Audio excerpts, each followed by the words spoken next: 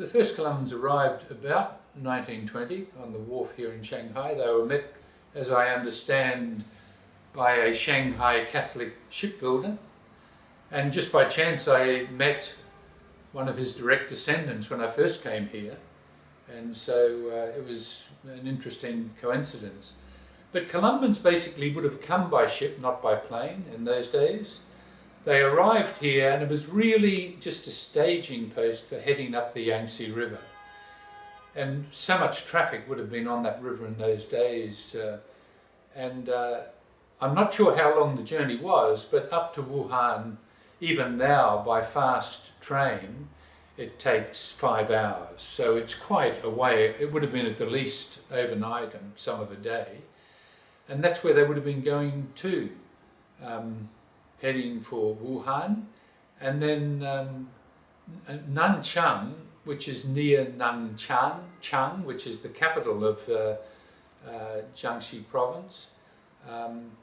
So they would have had to have gone inland again, but again there were probably waterways that went in there.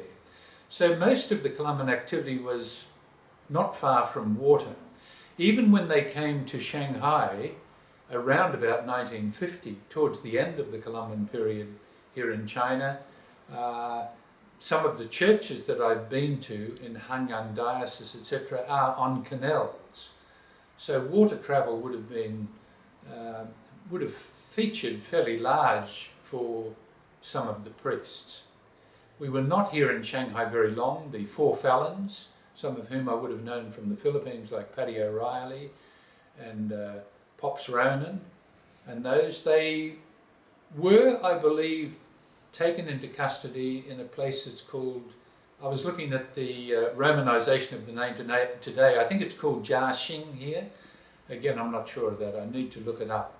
But that's where they were taken and kept in prison for however long they were there.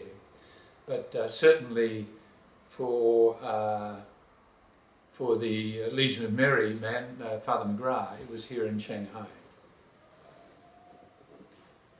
I'm not sure when, it was about 1929, I think, that the Columbans with Bishop Cleary went into Nanchang.